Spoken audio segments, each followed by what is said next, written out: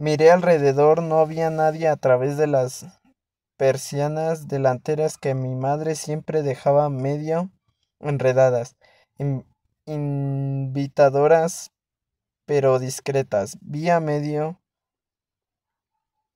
Grace Taken que vivía en la misma calle e iba en un colegio privado, andando con pequeñas pesas sujetas a los tobillos. Me apresuré a poner un rollo en la máquina y empecé a acechar a Grand Train, como acecharía elefantes y rinocerontes, o eso imaginé.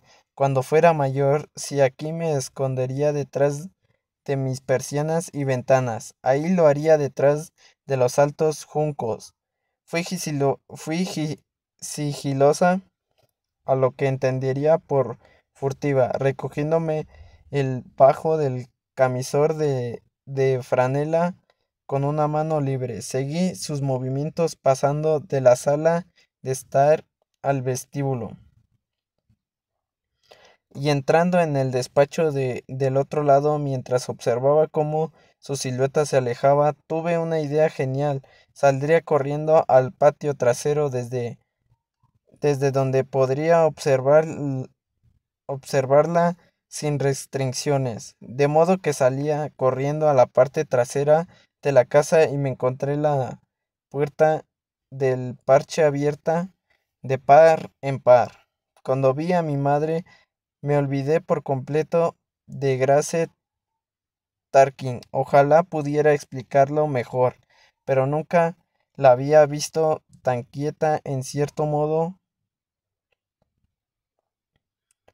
tan ausente. Estaba al otro lado del porche cubierto de tela metálica, sentada en una silla plegable de aluminio que miraba al patio trasero. En la mano tenía un platito y en el platito su consabida taza de café. Esa mañana no había marcas de pintalabios en ella porque no había pintalabios hasta que se los pintaba. ¿Para quién? Nunca me había hecho esa pregunta. ¿Mi padre? ¿Quién? Holiday estaba sentado cerca de la pila para pájaros, jadeando alegremente, pero no se fijó en mí. Observaba a mi madre cuya mirada se prolongaba hasta el infinito. En ese momento no era mi madre, sino algo diferenciado de mí. Miré a esa persona a la que nunca había visto como nada más que mi madre y la vi,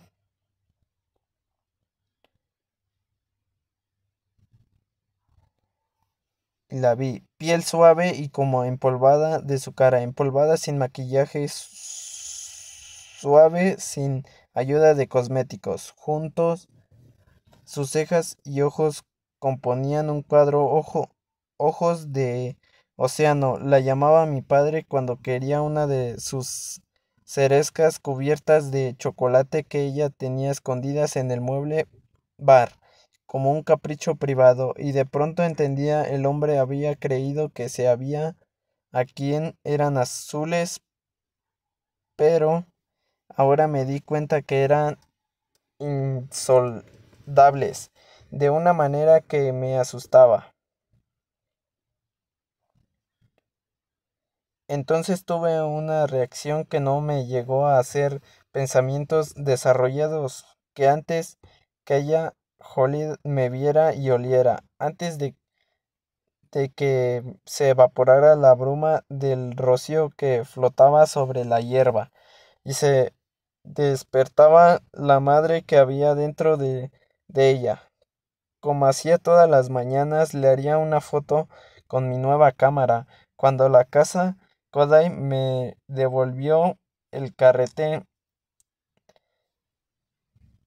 revelado en un pesado sobre especial, vi inmediatamente la diferencia. Solo había una foto en la que mi madre era Abigail. Era la primera la que había hecho sin que se dieran cuenta.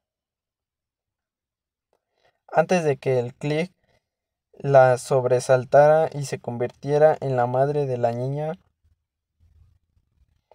del cumpleaños, dueña del perro feliz, esposa del marido cariñoso y madre de nuevo de otra niña, y un niño querido, amada de casa, jardinera, vecina risueña. Los ojos de mi madre eran océanos y dentro de ellos había sensaciones de vacío.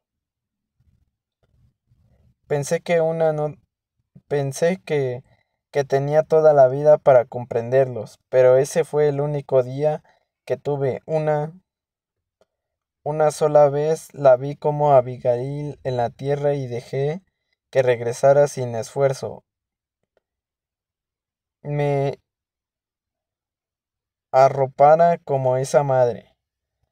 Estaba en el cenador pensando en la foto, pensando en mi madre cuando Lindsay se levantó en la mitad de la noche y recorrió con siglo el pasillo.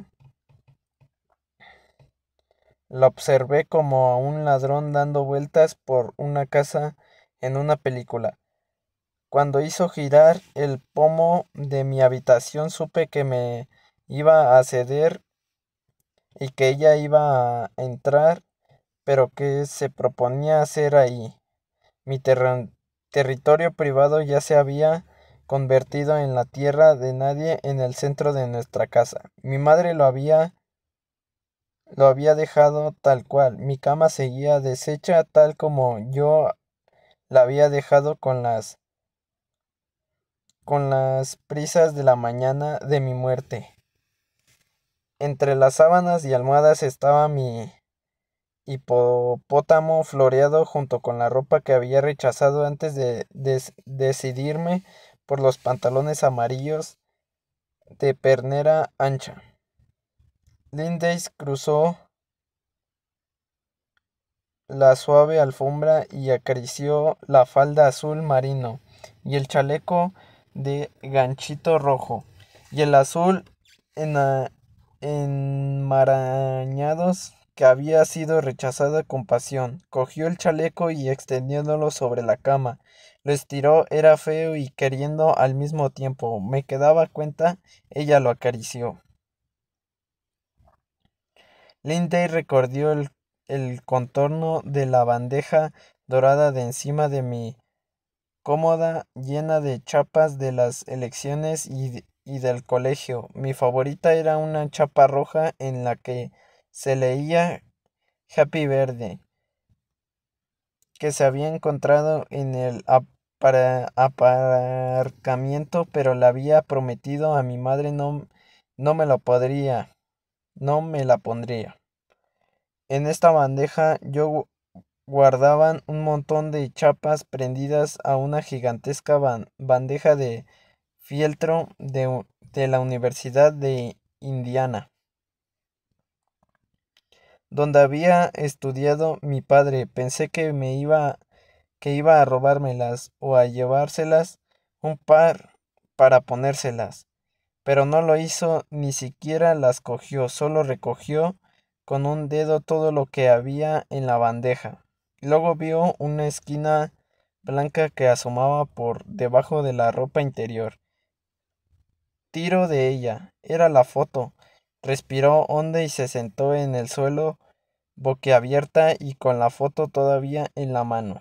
Se sentía como una tienda de campaña cuyas cuerdas se han soltado de sus palos y se agitan y golpeaban a su alrededor como yo antes de la mañana en que tomé la foto. Ella tampoco había visto nunca a la madre desconocida, solo había visto las fotos siguientes. Mi madre con aire cansancio pero sonriente, mi madre con Holiday delante del cornejo, con el sol traspasándole la bata y el camisón, pero yo había querido ser la única persona de la casa que supiera que mi madre era también alguien más misterioso y desconociéndolo para nosotros. La primera vez que rompí la barrera fue sin querer, era el 23 de diciembre de 1973. Buckley dormía y mi madre había llevado a Lindsay al dentista. Esa semana había acordado que todos los días como familia dedicarían tiempo a tratar de avanzar. Mi padre se había asignado la tarea de limpiar la habitación de su huésped del piso de arriba, que hacía tiempo que había convertido en su guardia. Su padre le había enseñado a construir barcos dentro de botellas. Era algo que a mi madre y a mis hermanos no podían importarles menos. Y algo que a mí me entusiasmaba, el estudio estaba atestado de ellos. Todo el día en la oficina hacía números con la debida diligencia para la compañía de seguros Class Ford, y por la noche construía los barcos o leía libros sobre la guerra civil para relajarse. Cuando estaba preparándose para izar la vela, me llamaba para entonces el barco ya estaba pegado al fondo de la botella.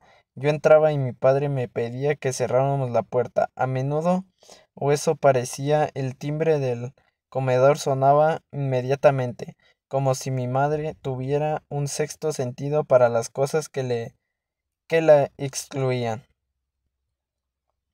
Pero cuando fallaba ese sentido, mi cometido era sostentarle la botella. No te muevas, diría, eres mi segundo de a bordo.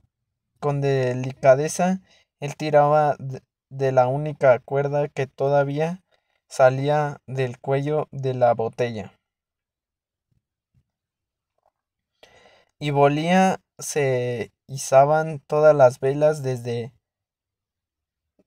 un simple mástil hasta un clípter. Tenía nuestro barco, yo no podía aplaudir porque tenía la botella en las manos, pero siempre me quedaban con ganas. Mi padre entonces se apresuraba a quemar el extremo del cabo dentro de la botella con una mecha que había calentado previamente sobre la llamada de una vela. Si lo hacía mal, el barco se estropearía o peor aún así, las diminutas velas de papel prenderían y de repente con un enorme ruido y yo tendría en las manos una botella en llamas.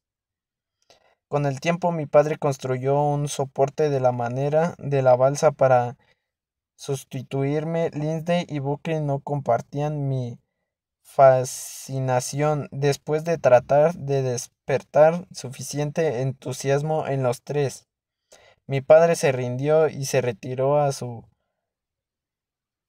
estudio. Los barcos que había dentro de las botellas eran todos iguales, por los que se referían al resto de la familia.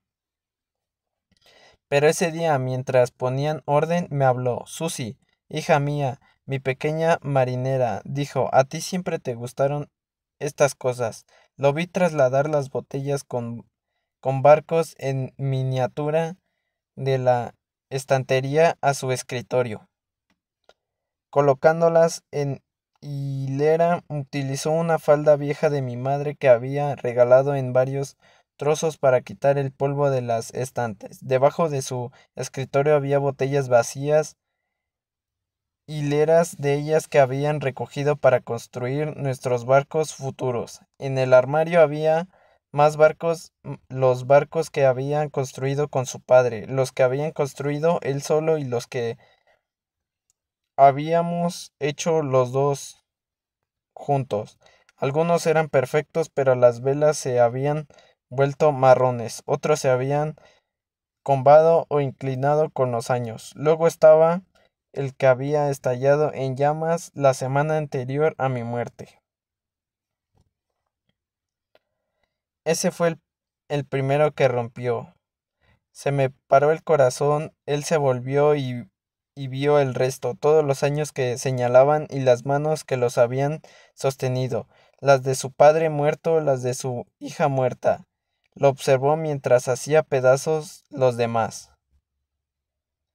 Bautizó las paredes y las sillas de madera con la noticia de mi muerte y se quedó en el centro del cuarto de huéspedes. Estudió rodeando de trozos de cristal verde, las botellas todas Ellas estaban hechas añicos por el suelo, las velas y los barcos desparramados entre ellas. Se quedó parado en medio de las ruinas. Fue entonces cuando, sin saber cómo, yo me revelé en cada trozo de cristal, en cada esquirla y media luna. Proyectó mi cara.